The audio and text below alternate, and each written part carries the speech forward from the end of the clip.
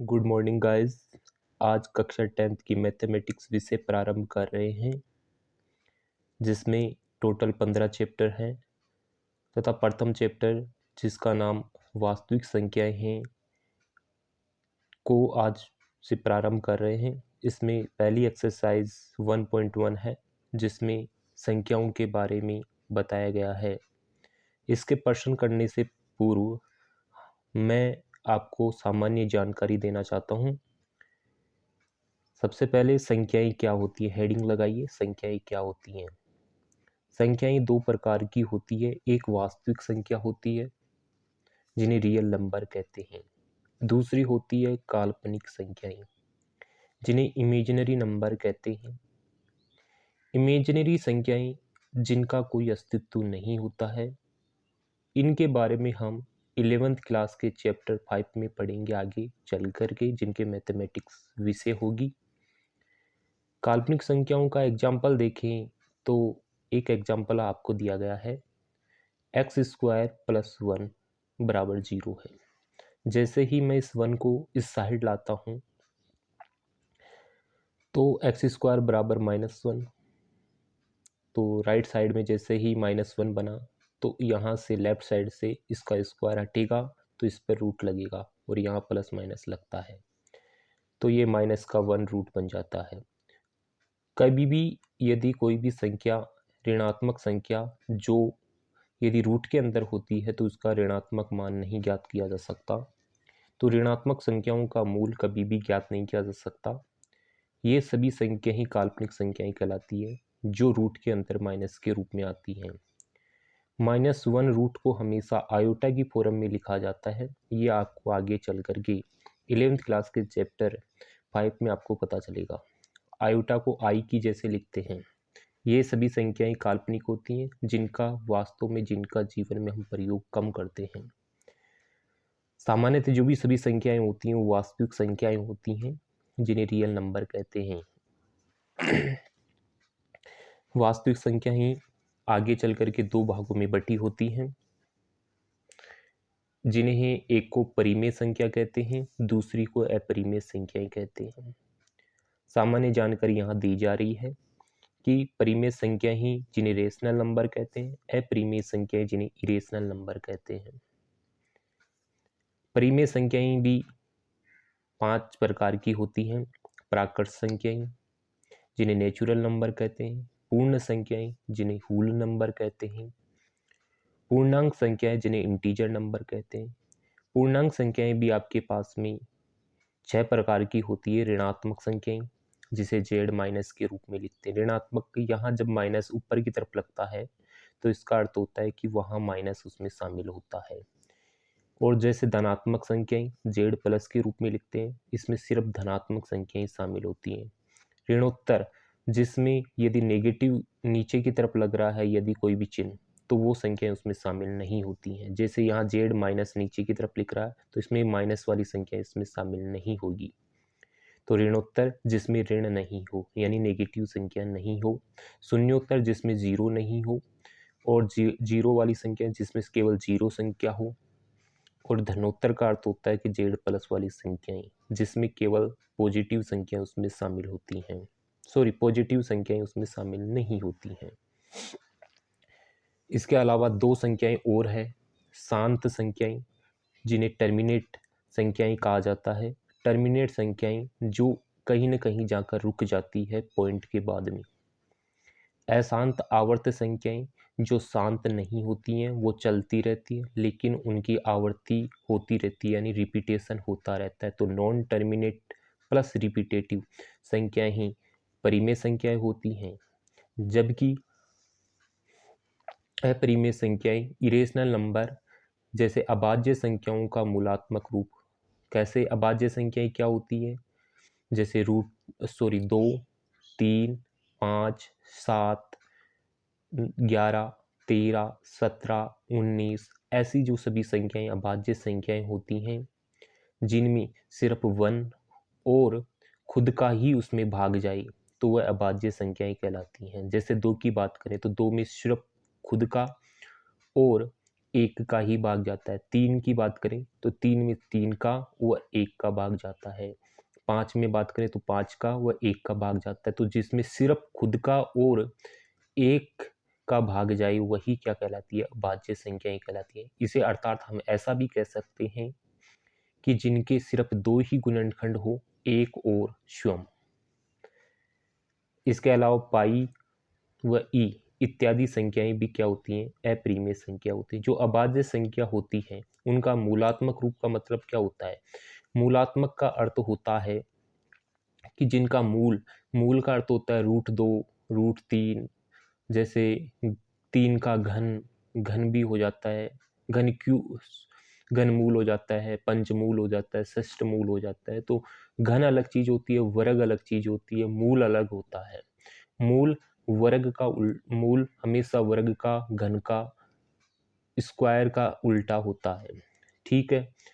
पाई और ई इत्यादि संख्याएं भी अपरिमेय संख्याएं होती हैं क्योंकि ये अशांत होती है और इनकी अनावर्ती रहती है, इसलिए इन्हें अपरिमेय संख्या माना जाता है।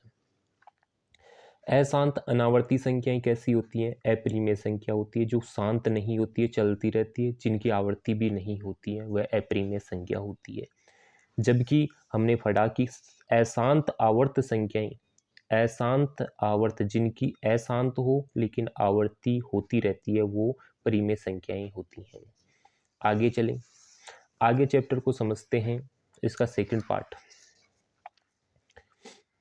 परिमेय संख्याएं क्या हैं? परिमेय संख्याएं वे संख्याएं जिन्हें p/q के रूप में लिखें। दूसरी विशेषता होती है कि q बराबर नॉट इक्वल्स टू 0 होना चाहिए। p और q का HCF 1 होना चाहिए, यानी p और q के रूप में जिनको लिख सकें। q 0 नहीं होना चाहिए, नीचे की तरफ 0 नहीं होना चाहिए। p और q का HCF 1 होना चाहिए। तीसरी विशेषता लिखो कि p और q हमेशा पूर्णांक संख्याएं होगी। कैसी संख्याएं होगी? पूर्णांक संख्याएं होगी। अब एग्जाम्पल की बात करते हैं। एग्जाम्पल से ये समझ में आ जाएगा। जैसे 1/2 है, 1 और 2 दोनों पूर्णांक संख्याएं हैं। दूसरी विशेषता, पहली विशेषता हो गई p/q के रूप में लिखी। q नॉट इक्वल्स टू 0, नीचे की तरफ 0 नहीं होना चाहिए, ये बात भी हो गई। p और q का HCF 1 होना चाहिए। इनका HCF का मतलब होता है कि इन दोनों में कोई कॉमन सिर्फ 1 होना चाहिए। 1 और 2 का कॉमन क्या है? सिर्फ 1 आ रहा है, क्योंकि 1 को हम क्या लिख सकते हैं? 1 गुणा 1। 2 को क्या लिख सकते हैं? 2 गुणा 1। तो सिर्फ कॉमन क्या आ रहा है? 1/1 कॉमन आ रहा है। इसी प्रकार 3/4, 3 और 4 पूर्णांक संख्याएं हैं, पहली विशेषता। दूसरी p/q के रूप में लिख लिया। q बराबर नॉट इक्वल्स टू 0 है। HCF इनका भी एक ही है, इन दोनों में कॉमन सिर्फ 1 है। थर्ड क्वेश्चन, तो ये भी एक परिमेय संख्या है, ये भी एक परिमेय संख्या है। 4/6 की बात करें तो पहली विशेषता p और q पूर्णांक है, सही है। दूसरी विशेषता p/q के रूप में लिखा गया है तथा q बराबर नॉट इक्वल्स टू 0 है, तो 0 नहीं है नीचे का मान, तो ये भी सही है। थर्ड विशेषता p q का HCF 1 है। यहाँ दोनों में कॉमन क्या है? दोनों में 2 कॉमन आ रहा है, तो 2 दूनी 4, 2 3 6। इसका मतलब ये काटते हैं तो 2 का भाग जा रहा है दोनों संख्याओं में, तो वही संख्या क्या होती है? HCF होती है, जो दोनों का कॉमन हो। तो HCF इनका 2 आ गया, यानी 1 नहीं आया, तो ये कैसी संख्या है? एक परिमेय संख्या नहीं है। जब तक इनको डिवाइड करके 2/3 के रूप में नहीं लिखते थे, तब तक वह परिमेय संख्या नहीं बनेगी। 3/0 कैसी संख्या है? देखो 3/0 दोनों पूर्णांक है, पहली विशेषता। दूसरी p/q के रूप में लिखी गई है। q नॉट इक्वल्स टू 0, तो क्या नीचे की तरफ 0 आ रहा है? इसका मतलब ये भी एक परिमेय संख्या नहीं है। किसी भी संख्या के अंदर यदि 0 का भाग लगता है तो वह इनफाइनाइट बनती है। यहाँ यदि नेगेटिव होता तो वह माइनस इनफाइनाइट बनता। 0/5 एक ऐसी संख्या है, देखते हैं। 0/5 एक पूर्णांक संख्या है। 0 और 5 दोनों पूर्णांक संख्या है, p/q के रूप में लिखी गई। q नॉट इक्वल्स टू 0, नीचे की तरफ कोई 0 नहीं है। जब जीरो में किसी भी संख्या का भाग दो एक्स वाई जेड तो वहाँ हमेशा आंसर जीरो आता है। लेकिन ये कैसी संख्या होगी? एचसीएफ दोनों का क्या आ रहा है? 1 आ रहा है, क्योंकि 0 और 1 को गुणा करेंगे तो 0 आएगा और 1 और 5 को गुणा करेंगे तो भी 5 आएगा। तो ये कैसी संख्या आ गई? एक परिमेय संख्या आ जाती है। 0 अपने आप में कैसी संख्या है? परिमेय संख्या। जितनी भी पूर्णांक संख्याएं होती हैं वो परिमेय संख्याएं होती हैं, क्योंकि 0/1 लिखा जा सकता है। तो 0/1 इसका मतलब कैसी संख्या है? एक परिमेय संख्या है। आगे बात करें -2, -2 को भी क्या लिख सकते हैं? -2/1 लिख सकते हैं। तो ये भी एक p/q के रूप में लिखी जा सकती है। नीचे की तरफ 0 नहीं है, एचसीएफ 1 है, तो इसका मतलब ये भी कैसी संख्या है? परिमेय संख्या है। तो कोई भी पूर्णांक संख्याएं कैसी संख्या होगी? हमेशा परिमेय संख्याएं होगी। इनफाइनाइट संख्या कैसी है? अपरिमेय संख्या है, जिसका कोई अंत नहीं होता, जो रुक नहीं पाती, वह अपरिमेय संख्या होती है। -1 या माइनस इनफाइनाइट भी एक अपरिमेय, जिन्हें परिभाषित ही नहीं किया जा सकता, संख्या ही नहीं है दोनों वैसे देखी जाए तो। अपरिमेय भी नहीं है, अपरिमेय संख्या भी नहीं, तो ये संख्या ही नहीं होती है। जैसे मैंने किसी ने बोला -2, किसी ने बोल दिया -3, किसी ने बोल दिया -8, तो किसी न किसी व्यक्ति का मान अलग अलग हो सकता है हर बिंदु के लिए। कि मैं जहाँ तक सोच सकता हूँ, जैसे मैंने अनंत बहुत बार पॉइंट 50 सोच लिए, उसके बाद में किसी ने व्यक्ति ने 50 और लगा दी, तो क्या इसका अंत हो सकता है? कभी नहीं हो सकता। तो माइनस इनफाइनाइट और इनफाइनाइट दोनों अपरिभाषित संख्याएं होती हैं, ना तो वो अपरिभाषित संख्याएं होती हैं। इसका अर्थ ये हुआ न तो वह परिमेय संख्या है न अपरिमेय संख्या है। -1 माइनस एक ऐसी संख्या है, पूर्णांक संख्या है, तो सभी पूर्णांक संख्याएं कैसी संख्याएं होती हैं? परिमेय संख्याएं होती हैं। यहाँ से बात समझ में आ गई। आगे चले पूर्ण संख्याएं। पूर्ण संख्याएं क्या होती हैं? कि वे सभी पूर्ण संख्याएं भी अपने आप में पूर्णांक संख्याएं होती हैं। यदि 0 से लेकर हम गिनती बोलें और अनंत तक चलते रहें, कहीं तक भी चलते रहें, तो वे सभी संख्याएं पूर्ण संख्याएं होती हैं। इन्हें W से रिप्रेजेंट करते हैं। यदि पूर्ण संख्याओं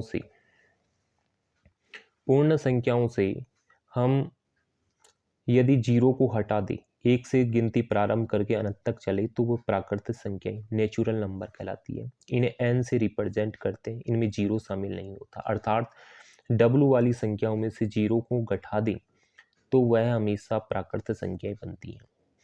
आगे चलें, पूर्णांक संख्याएं क्या होती हैं? पूर्णांक संख्याएं प्राकृतिक संख्याओं को भी शामिल करती है, पूर्ण संख्याओं को भी शामिल करती हैं, और ये अपने आप में एक परिमेय संख्याएं होती हैं। तो 0 से लेकर अनंत तक तो हमेशा कैसी संख्याएं आएगी? होल नंबर आ जाएगा, यानी पूर्ण संख्याएं आएगी। 1 से लेकर हम चले अनंत तक तो वह प्राकृतिक संख्या है, इन्हें n बोल सकते हैं। यहाँ से लेकर W बोला जा सकता है। और इधर की तरफ कौन सी संख्या आएगी? ऋणात्मक संख्याएं आ जाती हैं। तो पूर्णांक संख्याएं में ऋणात्मक संख्याएं भी होती हैं, 0 भी शामिल होता है, धनात्मक संख्याएं भी शामिल होती है। तो पूर्णांक संख्याएं यानी इंटीजर नंबर को z से रिप्रेजेंट करते हैं। तो ये कैसे बनेगी? ऋणात्मक संख्याएं प्लस z0 0 वाली संख्याएं प्लस धनात्मक संख्याओं को मिलाकर आपके पास में पूर्णांक संख्याएं बनाई जाती हैं। इसके बाद में धनोत्तर संख्याएं, ये भी बहुत सारी प्रकार की मैंने आपको बताई थी। टोटल 6 प्रकार की पूर्णांक संख्याएं बताई थी। धनोत्तर संख्याएं, धनोत्तर का मतलब होता है जिसमें धन नहीं हो, यानी जेड के नीचे की तरफ प्लस लग रहा है, इसका अर्थ होता है कि जिसमें प्लस नहीं हो। तो प्लस नहीं होगा तो 0 ना तो प्लस होती है ना नेगेटिव होती है। तो इसके अलावा बची हुई संख्याएं कैसी आ गई कि प्लस वाली संख्याओं को घटा दो। प्लस वाली संख्याएं जैसे ही हटाया तो 0 बच गया, -1 -2 -3 से लेकर माइनस अनंत तक बच जाता है। तो ये सभी संख्याएं धनोत्तर जिसमें धन नहीं हो। ऋणोत्तर का अर्थ होता है जिसमें सिर्फ पॉजिटिव संख्याएं हो और 0 उसमें शामिल हो। तो 0 से लेकर इनफाइनाइट तक वे सभी संख्याएं ऋणोत्तर। इसका मतलब ये ऋणोत्तर संख्याएं कैसी बनेगी? W के बराबर बनेगी। शून्योत्तर का मतलब होता है 0 जिसमें शामिल नहीं हो। तो 0 को हटा दो, बची हुई पॉजिटिव संख्याएं आ जाएगी प्लस नेगेटिव संख्याएं आ जाएगी, इसमें जीरो शामिल नहीं होगा, तो इन्हें शून्योत्तर संख्याएं कहते हैं, यानी शून्य नहीं होना चाहिए। आगे पार्ट पर चलें।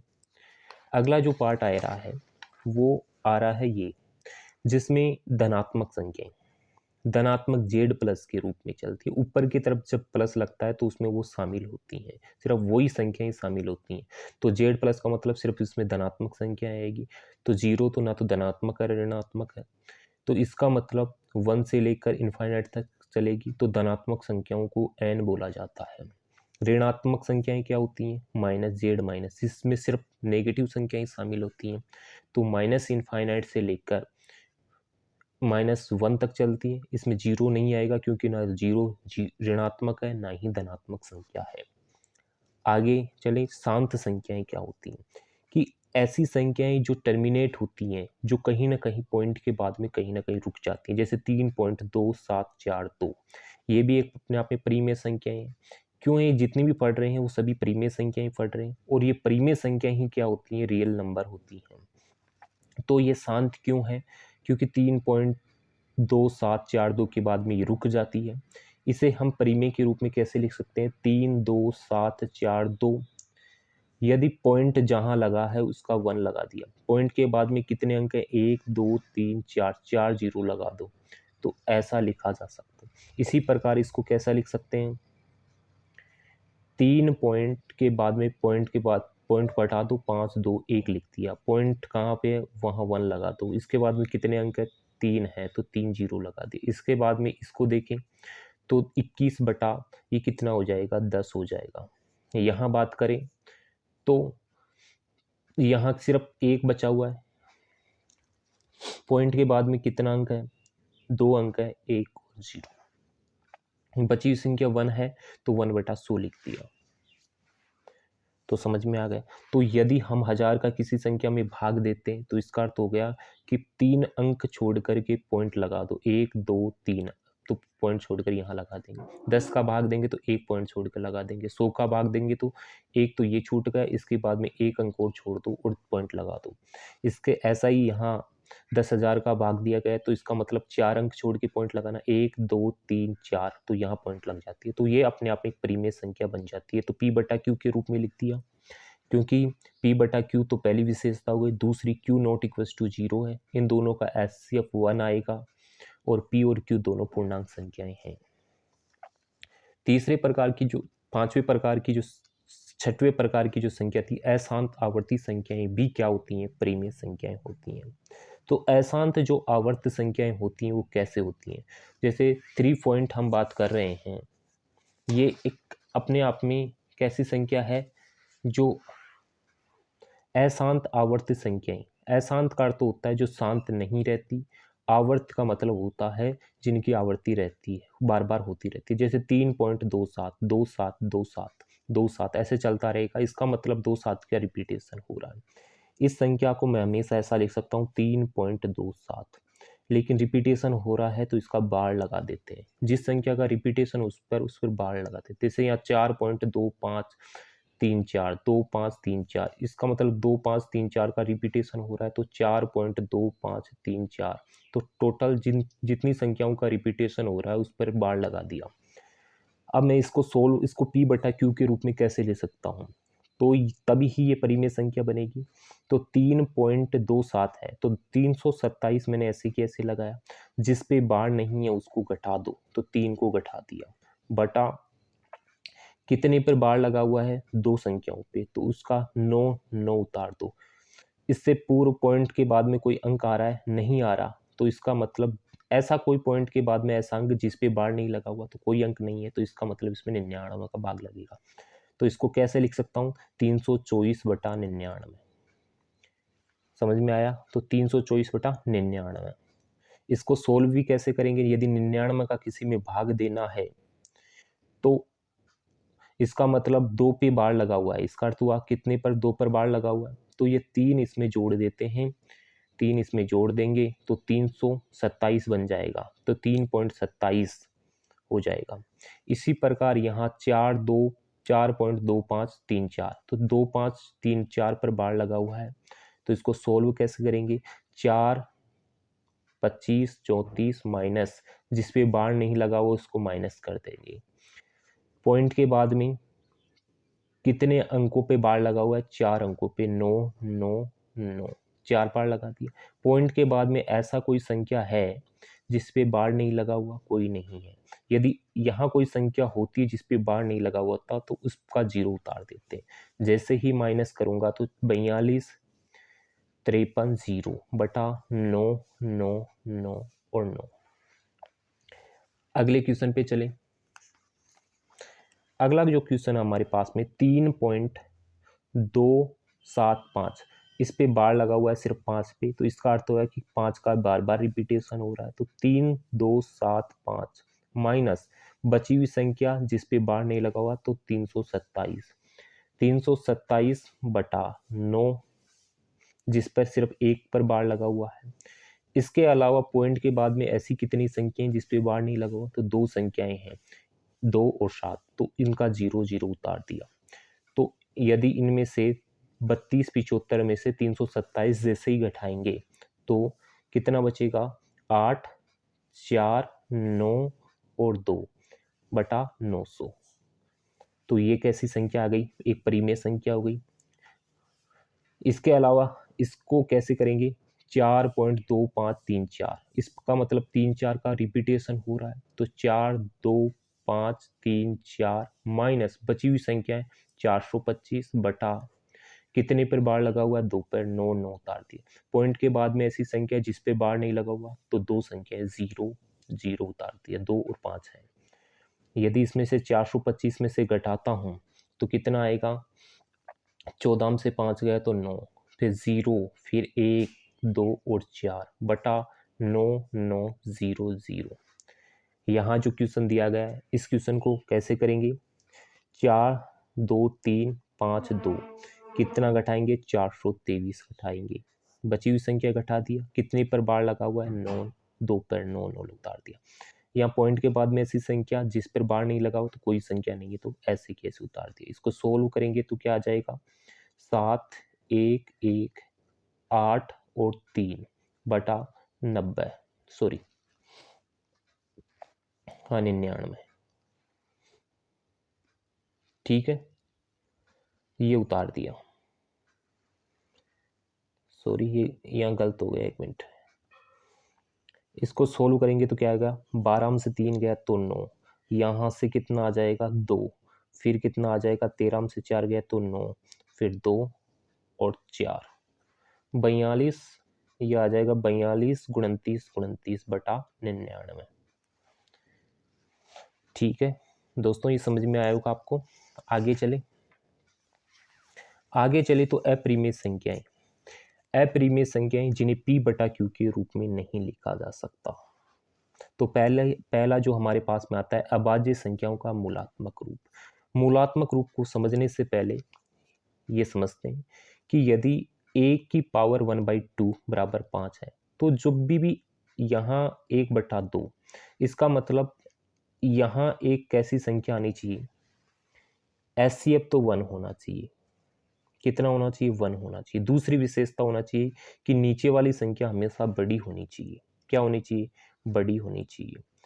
नीचे वाली संख्या बड़ी होगी, नीचे वाली यानी a बटा b के रूप में लिखा हुआ है, जहाँ a छोटा है, छोटे की तरफ ऐसा निशान, जहाँ बड़ा होता है उसकी तरफ खुलता है, तो a लेस देन बोलते हैं इसको। छोटा है इसका मतलब a छोटा है b से, ऐसा लिख सकते हैं। तो a की पावर 1/2 है बराबर 5 है। जब मैं है यहाँ से a का मान निकालना चाहता हूँ तो 1/2 को इस साइड भेजना पड़ेगा। जैसे ही ये इस साइड आता है राइट साइड, तो यहाँ इसका उल्टा हो जाता है, तो 5 का स्क्वायर हो जाएगा। a की पावर 2 है बराबर 5 है। यदि स्क्वायर को हटाना है मेरे को यहाँ से तो इधर लाना पड़ेगा। जैसे ही ये 2 इधर आएगा तो उल्टा हो जाएगा, तो 1 बराबर 5 की पावर 1/2। इसका अर्थ ये लिखा जा सकता है कि √5। यहाँ a की पावर 5 बराबर 5 है, तो जब मैं 5 को हटाता हूँ तो इधर आएगा तो उल्टा हो जाएगा, a बराबर 5 की पावर 1/5। अब मैं है यहाँ तो देखो मैंने इसको तो रूट बना दिया, रूट में 2 को लगाना आवश्यक नहीं होता है। जैसे ही इस 5 को हटाना है तो ऐसे रूट का निशान बनाया, 5 ऐसे की ऐसे वैल्यू उतर के आ जाएगी। ये जो 5 होता है वह यहाँ इस कोने में चिपक जाता है। जैसे ही अब एक ऐसा क्वेश्चन एक और है, 1 की पावर 10 है बराबर 5 है, तो मैंने 1 की वैल्यू निकालना पड़ेगा, तो a बराबर 5 की पावर 1/10 लिखा जाएगा। तो 5 तो यहाँ आ गया और 10 को कहाँ, इस कोने में फिट करना पड़ेगा, तो ये ऐसे बनेगा। नोट, ये बात भी आपको ध्यान रखना है कि यहाँ यदि 5 कोने के अंदर चिपक रहा है, √10 लिख रखा है, ये बराबर नहीं होता है 5√10। क्यों नहीं होता है? इसका अर्थ तो ये होता है कि 10 की पावर 1/5 होगा, क्योंकि ये 5 कोने में है तो 5 यहाँ लग जाता है 1/5। जबकि इसका अर्थ होता है कि 5 गुणा, यदि यहाँ कोने में नहीं है तो 10 रूट लिखा जाएगा। और जैसे इसको लिखूंगा तो इसका अर्थ ये हुआ कि 5 गुणा 10 की पावर 1/2, जहाँ रूट का मतलब क्या होता है 1/2। तो अभाज्य संख्याओं का मूलात्मक, अभाज्य संख्या हमने समझ ली थी जिनमें सिर्फ 1 का और खुद का ही भाग जाए वह अभाज्य संख्याएं होती है। मूलात्मक रूप का मतलब होता है जैसे 2, मूलात्मक रूप का मतलब क्या होता है, एग्जाम्पल से समझते हैं। पहले अभाज्य संख्याएं समझते हैं। 2, 3, 5, 7, 11, 13, 17 ऐसी संख्याएं जिनमें सिर्फ स्वयं का व 1 का ही भाग जाता है। जैसे फर्स्ट एग्जाम्पल है √2। √2 की बात करें तो 2 तो अभाज्य संख्या है। दूसरी बात, ये मूलात्मक रूप है।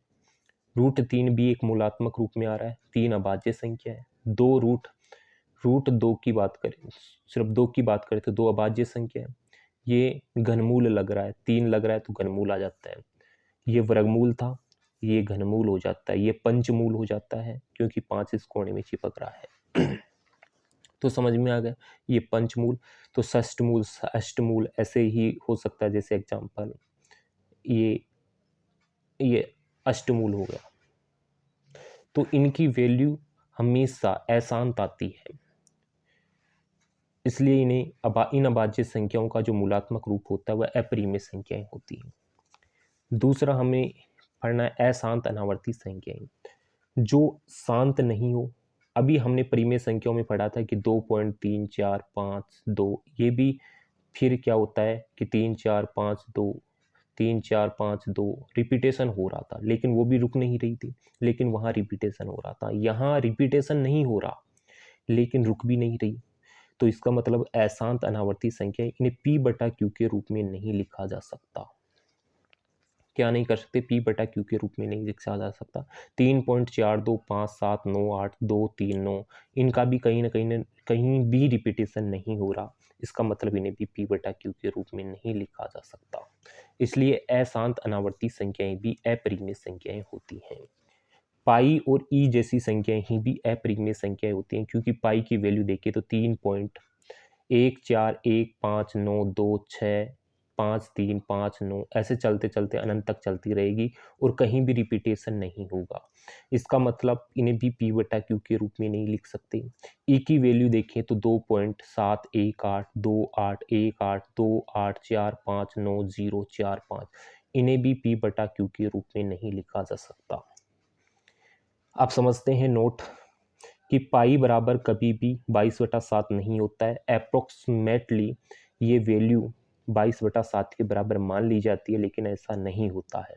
ना ही ये 3.14 के बराबर होता है, लेकिन अप्रोक्सीमेटली, इसका अर्थ होता है अप्रोक्सीमेटली, लगभग ये 3.14 के बराबर होता है या 22/7 के लगभग बराबर होता है। अप्रोक्सीमेटली लगभग बराबर होता है। ये बात समझ में आ गई? चले आगे। तो आपने संख्याओं के बारे में पढ़ लिया और उनकी वास्तविक संख्याएं, अपरिमेय संख्याएं, काल्पनिक संख्याएं, परिमेय संख्याएं, पूर्णांक संख्याएं, पूर्ण संख्याएं, धनात्मक संख्याएं, ऋणात्मक संख्याएं, शून्योत्तर संख्याएं, ये सभी संख्याओं के बारे में आपने जानकारी प्राप्त की है। इसी के साथ हमने प्रमेय नंबर 1.1 भी समझने का प्रयत्न करते हैं। यूक्लिड विभाजन प्रमेय यानी यूक्लिड डिवीजन लेमा प्रमेय क्या कहती है, इसकी आवश्यकता क्यों पड़ी है? क्योंकि इस यूक्लिड विभाजन प्रमेय से हम HCF एचसीएफ ज्ञात करेंगे। एचसीएफ का अर्थ होता है हाईएस्ट कॉमन फैक्टर, महत्तम समावर्त्य। महत्तम समावर्त्य क्या होता है, एग्जांपल से समझते हैं। 12 और 6 है, इनका एचसीएफ क्या होगा। इसका मतलब ये है कि इन दोनों में ऐसी मैक्सिमम संख्या जिसका भाग जाए। महत्तम का मतलब मैक्सिमम संख्या, यानी ऐसी संख्या जो इनकी सबसे बड़ी ऐसी कॉमन संख्या देखनी है। तो 12 और 6 में सबसे बड़ी कॉमन संख्या क्या आ रही है, 6 कॉमन आएगा, क्योंकि 6 का इसमें भी भाग जाएगा, 6 का इसमें भी भाग जाएगा। भाग तो 3 का भी जाता है, 1 का भी जाता है, 6 का भी जाता है, 2 का भी जाता है, लेकिन सबसे बड़ी कॉमन संख्या क्या आ रही है, 6 ही आ रही है। यहाँ 9 और 3 में भाग देखें तो 1 का भी भाग जाता है, 3 का भी भाग जाता है और सिर्फ इनका भाग जाता है। तो सबसे बड़ी इनकी कॉमन संख्या 3 है। यहाँ 2 और 5 में देखें तो 1 का ही भाग जा रहा है, वही एक ही सबसे बड़ी संख्या है जो कॉमन है। इसका मतलब महत्तम समावर्त्य क्या होगा, इसका 1 होगा, इसका 3 होगा, इसका 6 होगा। कि सबसे बड़ी हाईएस्ट कॉमन फैक्टर देखना, सबसे बड़ा इसका फैक्टर का मतलब होता है इसका सबसे बड़ा गुणनखंड कौन सा है जो इन दोनों में भाग जाए। तो इन दोनों के गुणनखंड ऐसे भी निकाल सकते हैं, 12 और 6 के गुणनखंड। 12 और 6 का जो हाईएस्ट कॉमन फैक्टर है वही हमें यहाँ देखना रहता है कि इन दोनों में सबसे बड़ा कॉमन फैक्टर क्या कॉमन आ रहा है, वो एचसीएफ निकाल सकते हैं यहाँ से। तो यूक्लिड विभाजन प्रमेय के द्वारा भी हम एचसीएफ ज्ञात करेंगे कुछ संख्याओं का। ये प्रमेय क्या कहती है, इस बात को समझते हैं। ये प्रमेय कहती है कि यदि a ग्रेटर देन b है और जहां प्रत्येक, इसका अर्थ होता है प्रत्येक a और b पूर्णांक संख्याएं हैं, a और b कैसी संख्याएं, पूर्णांक संख्याएं, देन तब a बराबर लिखा जाएगा कि a ग्रेटर देन b है तो a बराबर लिखा जाएगा bq प्लस r। जहाँ a एक भाज्य संख्या होती है जिसमें हम भाग देते हैं, जिसे लाभांश कहते हैं, डिविडेंड कहते हैं। बी क्यू, बी का अर्थ होता है भाजक, डिविजर, जिससे हम भाग देते हैं। क्यू का मतलब होता है भागफल, कितनी बार भाग गया है, तो क्यूसेंट। इसके अलावा आर आता है शेषफल, रिमाइंडर, रिमाइंडर होता है। इसे एग्जांपल से समझते हैं कि 5 बड़ा है 3 से, 5 और 3 की बात करें तो 5 बड़ा है किससे, 3 से बड़ा है। ये बात सही है कि a ग्रेटर देन b हो रहा है, तो इसको कैसे लिख सकते हैं कि 5 बराबर क्या लिख सकते हैं, 3 का हम भाग दिया तो कितनी बार जाएगा, 1 बार जाएगा। कितना शेषफल आएगा, 2 शेषफल आएगा। देखो 2 शेषफल बचेगा, जैसे हम भाग देते हैं 5 में 3 का भाग देते हैं तो 5 एकम 5, तो कितना बचा, शेषफल 2 बचा। इसका मतलब ये हमेशा भाजक हो जाएगा, ये भाज्य हो जाएगा, ये भागफल होगा, ये शेषफल होगा। 6 में 3 का भाग देंगे तो 2 बार जाएगा, 0 शेषफल बचेगा। 7 में 3 का भाग देंगे तो 2 बार जाएगा, 1 शेषफल बचेगा। 3 दूनी 6 प्लस 1 7। इस यहीं 8 में भाग देंगे 3 का तो 2 बार पूरा जाएगा, 3 दूनी 6 प्लस 2 शेषफल बचेगा। इसी प्रकार 9 में 3 का भाग देंगे तो 3 बार पूरा जाएगा, 0 शेषफल बचेगा। यहाँ देखा कि हम जब भी 3 का भाग दे रहे हैं तो शेषफल हमेशा कैसे कैसे बच रहे हैं। जब मैंने 3 का भाग दिया तो 0 बचेगा, 1 बचेगा, 2 बचेगा। क्या 3 बच सकता है, नहीं बच सकता, क्योंकि 3 में तो 3 का भाग जाएगा तो फिर 0 आ जाएगा। फिर 4 में देंगे तो फिर 4 बच सकता है, नहीं बच सकता है। फिर वापस क्या आ जाएगा, 1 शेषफल आ जाएगा। 5 में देते हैं तो फिर 2 शेषफल आ जाएगा। 6 में वापस देंगे तो फिर यहाँ 6 में भाग दिया तो 0 शेषफल आएगा। Sorry, 1 second. फिर 0 को जैसे ही भाग दिया तो यहाँ फिर वापस 0 शेषफल। इसका मतलब शेषफल वापस रिपीटेशन, 0 1 2, फिर वापस 0, फिर 1 2, फिर 0। इसका मतलब ये हुआ कि शेष जब 3 का हम भाग दे रहे हैं तो मैक्सिमम कहाँ तक जा रहा है, 2 तक जा रहा है। इसका मतलब होगा कि 0 तो हमेशा हर में किसी न किसी में शेषफल आएगा। तो आर की जो शेषफल है उसकी वैल्यू हमेशा कहीं ना कहीं बी से छोटी होती है, बी जिससे हम भाग देते हैं। जैसे मैंने कि यदि 5 का भाग देता हूँ किसी संख्या में तो शेषफल क्या क्या आ सकते हैं, 0 आ सकता है, 1 आ सकता है, 2 आ सकता है, 3 आ सकता है, 4 आ सकता है। क्या 5 आ सकता है, नहीं आ सकता। जैसे ही 5 में 5 का भाग दे देंगे तो वापस 0 शेषफल, फिर 1, वापस 2 3, ऐसे न कहीं रिपीटेशन होना प्रारंभ हो जाता है। वापस रिपीटेशन प्रारंभ हो जाएगा कहीं ना कहीं संख्या का। तो इसका मतलब जैसे ही मैंने 5 का भाग दिया तो 0 1 2 3 4, फिर वापस 0 से सिंपल, फिर 1 2 3 4 5 नहीं हो सकता। इसका मतलब जिस संख्या से भाग दे रहे हैं उससे छोटा शेषफल प्राप्त होगा, लेकिन 0 के बराबर शेषफल प्राप्त हो सकता है, 0 हो सकता है, 0 से बड़ा हो सकता है, लेकिन जिस संख्या से भाग दे रहे हैं उससे हमेशा छोटा शेषफल प्राप्त होगा। ये बात समझ में आ गई। तो पहली विशेषता इस प्रमेय की विशेषता होती है कि कोई भी यदि a ग्रेटर देन b है तो इससे हम लिख सकते हैं a बराबर बी क्यू प्लस आर लिख सकते हैं, और जहां r हमेशा क्या होगा, 0 से बड़ा होगा, लेकिन b से हमेशा क्या होगा, छोटा होगा। ये बात समझ में आ गई कि जिस संख्या से भाग देते हैं उससे हमेशा छोटा लेकिन 0 से बड़ा। ये प्रमेय ऐसे की ऐसे याद रखनी पड़ेगी। इससे संबंधित पहला क्वेश्चन हम करते हैं। इस 1.1 प्रश्नावली हमारी प्रारंभ हो रही है। इसमें पहली प्रश्नावली का पहला क्वेश्चन है, निम्नलिखित संख्याओं का एचसीएफ ज्ञात करने के लिए यूक्लिड विभाजन एल्गोरिथम का प्रयोग कीजिए। जब भी एचसीएफ, अब यहाँ इस यूक्लिड विभाजन प्रमेय हमने समझ लिया था कि यूक्लिड विभाजन प्रमेय कहती है कि a ग्रेटर देन b है और a एंड b दोनों इंटीजर नंबर है, यानी कैसी संख्याएं हैं, पूर्णांक संख्याएं हैं। तो a बराबर लिखा जा सकता है B Q plus R. R की वैल्यू हमेशा 0 से बड़ी और b से छोटी होगी। ये बात आपने समझ लिया था। तो निम्नलिखित संख्याओं का एचसीएफ ज्ञात करने के लिए यूक्लिड विभाजन प्रमेय, यही यूक्लिड विभाजन प्रमेय, इसके लिए क्या एचसीएफ कैसे ज्ञात करेंगे। तो यहाँ बड़ी संख्या कौन सी है, 225 और 135 में, तो 225 ग्रेटर देन 135 है। क्या है, 135 से क्या 225 बड़ी है। तो यहाँ लगाएंगे यूक्लिड विभाजन, यहाँ दिया गया है, यहाँ 225 ग्रेटर देन 125 है। यूक्लिड विभाजन प्रमेय से, यूक्लिड विभाजन प्रमेय से चरण 1 में क्या लिखेंगे, ऐसे लगाएंगे। तो चरण 1 कैसे करेंगे कि 225 में हम 135 का भाग देते हैं, कितनी बार जाएगा, एक बार जाएगा। 135 लिखा, घटाया 0, 12 में से 3 गया तो 9, 90 बचा। फिर हम यहाँ से यूक्लिड विभाजन प्रमेय से हम क्या करते हैं, इस 90 में 90 का वापस जो आपने यहाँ जिस संख्या का भाग दिया था उसमें वापस भाग देते हैं। 135 में दिया तो कितनी बार जाएगा, एक बार। 90 उतारा, जब तक शेषफल 0 नहीं बचता तब तक उस संख्या का भाग देते रहते हैं। कितना बचेगा, 45। फिर यहाँ से 45 में इस संख्या में का उतारेंगे, तो ये फर्स्ट चरण हो गया, ये सेकंड चरण हो गया, ये थर्ड चरण हम कर रहे हैं, और यहाँ 90 उतारा। अब वापस इस संख्या को यहाँ उतारा तो कितनी बार जाएगा, 2 बार, 90 आ जाएगा, 0 शेषफल बचेगा। इसका मतलब 3 चरणों में ये शेषफल 0 बच रहा है। तो हम इस चरण 1 को क्या लिखेंगे, 225 में भाग दिया किसका, 135 का, कितनी बार गया, एक बार गया, शेषफल कितना बचा, 90। चरण 2 क्या कहता है कि आप 135 में अब किसका भाग देना है, 90 का भाग देना, एक बार गया, शेषफल कितना बचा, 45 बचा।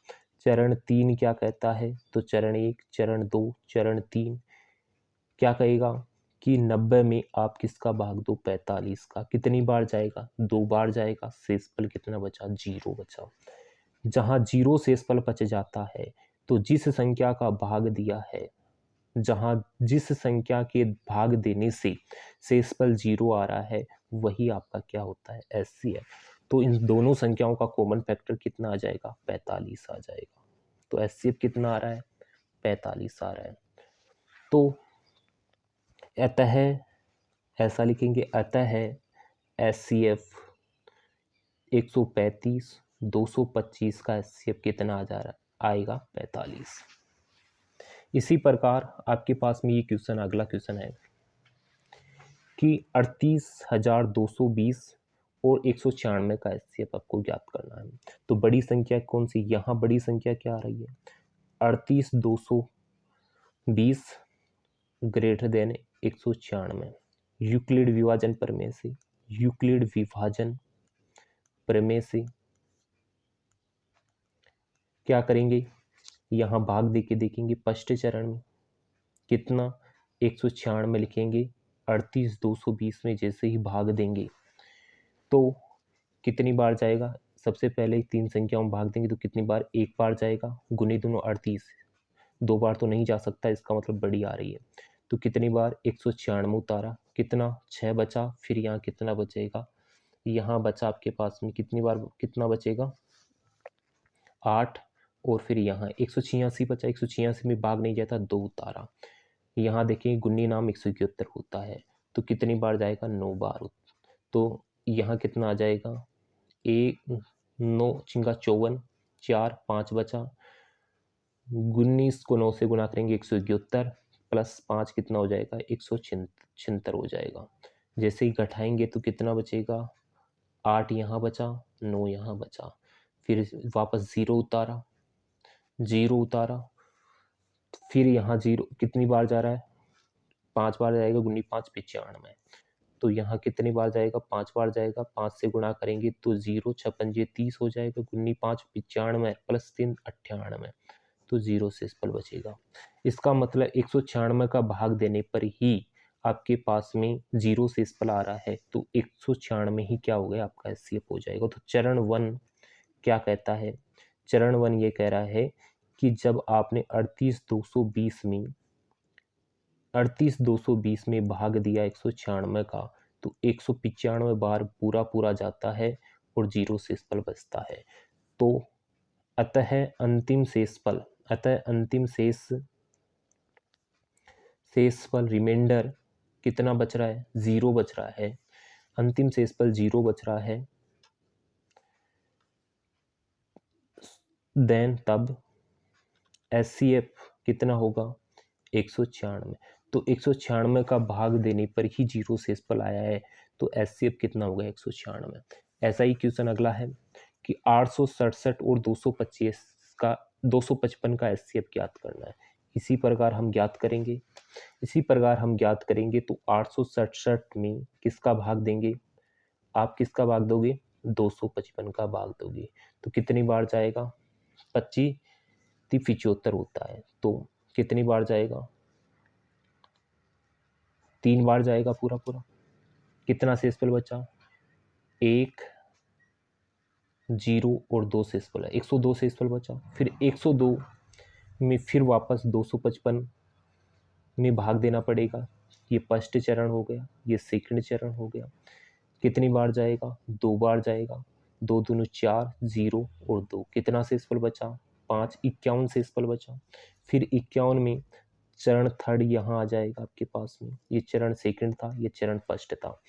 51 में 102 में भाग देंगे, कितनी बार जाएगा, 2 बार जाएगा, 102 उतारा, 0 शेषफल बचेगा। इसका मतलब 51 का भाग देने पर हमारे पास शेषफल कितना आ रहा है, 0 आ रहा है। इसका मतलब 51 हमारा क्या हो गया, एचसीएफ। तो यहाँ 867 ग्रेटर देन 255 है। यूक्लिड विभाजन प्रमेय से क्या होगा, चरण 1 क्या लिखेंगे, 867 बराबर 255 कितनी बार, 3 बार पूरा पूरा गया, कितना शेषफल, 102 शेषफल। चरण 2 क्या आएगा, 255 में फिर किसका भाग देंगे, 102 का भाग देंगे, कितनी बार जाएगा, 2 बार जाएगा, कितना शेषफल बचेगा, 51 शेषफल बचेगा। फिर चरण थर्ड में क्या आएगा, किसका, 102 में किसका भाग देंगे, 51 का भाग देंगे, कितनी बार जाएगा, 2 बार, शेषफल कितना गया, 0। तो अंतिम शेष क्या बचा, 0 बच रहा है। अंतिम शेष कितना बच रहा है, 0 बच रहा है। तो जब अंतिम शेष 0 बच रहा है तो एचसीएफ कितना होगा, 867 और 255 का अंतिम शेष एचसीएफ कितना होगा, 51, जिसका भाग देने पर हमारे पास में शेषफल कितना आ गया, 0 आ गया। तो 51 हमारा क्या हो गया, एचसीएफ हो जाता है। चलो दोस्तों, आज थोड़ा वीडियो लंबा होने की वजह से सभी क्वेश्चंस नहीं हो पाएंगे। बचे हुए इस प्रश्नावली के 4 क्वेश्चन आगे हम वीडियो में समझेंगे। और उनका अच्छी तरह से एनालिसिस करेंगे। तो दोस्तों, इस चैनल को आप सब्सक्राइब करें, शेयर करें और लाइक करें। थैंक यू, धन्यवाद।